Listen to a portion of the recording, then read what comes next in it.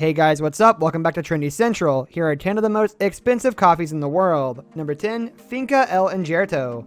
Grown in a family-owned farm that was established as early as 1874, Finca El Injerto is an organic blend process in highland areas of Huehuetenango, Guatemala. Since that time, the farm has been managed and passed down to the younger generation of farmers who have ensured that the quality of El Injerto coffee beans is consistent.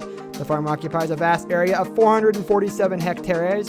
The high output from the farmland is attributed to the rich organic non-volcanic soil in the region, which is perfect for the cultivation of coffee beans. In particular, the soil on the farmland is well drained and regularly tested to ensure that the level of organic matter needed to promote cultivation of coffee beans is maintained.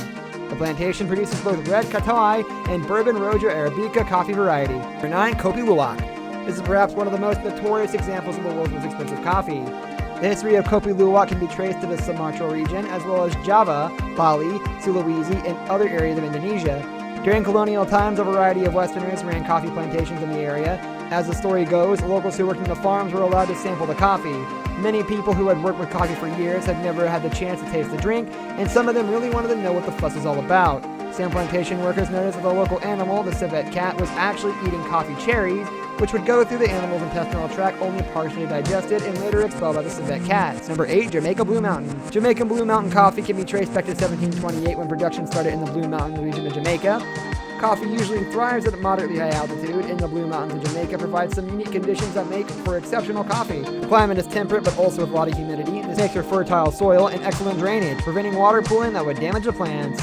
These conditions are ideal for any coffee producer. Coffee production is rooted in Jamaican history and economy so much that Blue Mountain coffee is also used for the preparation of another local staple, Tia Maria, a delicious coffee liqueur reminiscent of the famous Italian liqueur Borghetti. Number 7, Los Plains Coffee. This little bag of beans will set you back $40 per pound. Although this price may seem a little steep, this coffee is worth it. Los Plains Coffee takes single origin one step further, cultivating all the beans on a single farm in El Salvador.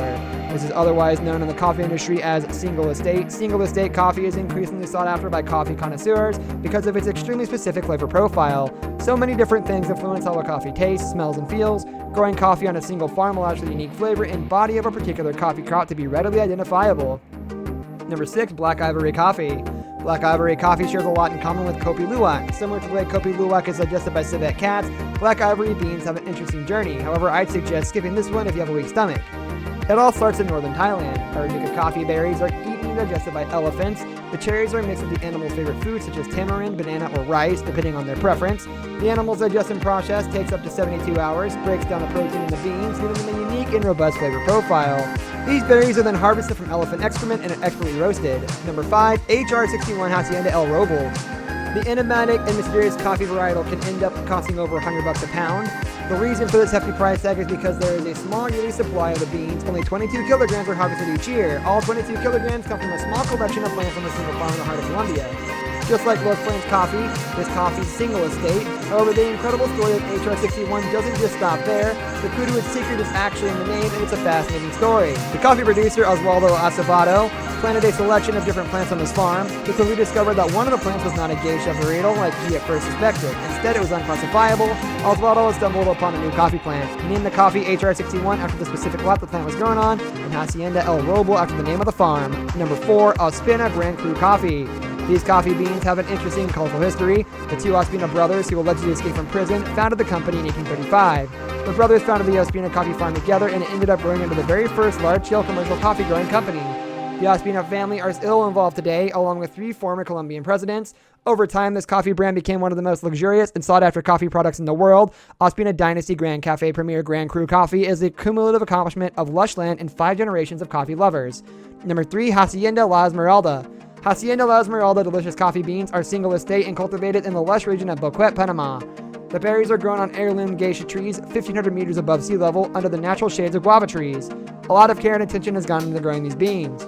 What makes this coffee stand out, aside from single estate? The Hacienda La Esmeralda comes from the geisha varietal of coffee. Just like apples, there are different sizes and shapes of coffee cherries. The geisha or gesha varietal of coffee is among the most sought after and considered the most flavorful. Number 2, El Morito Pandora Coffee. This incredible coffee is grown in Maraquicintala, Guatemala, at altitudes above 1,400 and 2,000 meters above sea level. The coffee was created by the world-renowned producer, Mr. Jose Roberto Montesero.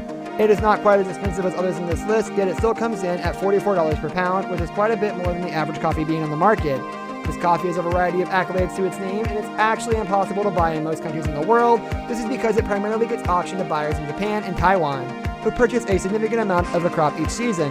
New Zealand is the nearest English-speaking nation that brews El Morito Pandora de Fatima. The rarity and exclusivity of this coffee makes it even more serious and tantalizing. Number 1, St. Helena Coffee.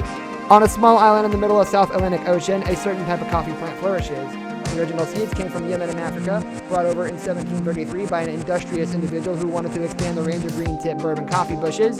Now, hundreds of years later, St. Helena Coffee is one of the world's favorites. It has even earned a spotlight at Starbucks, one of the most prosperous coffee retailers in the United States.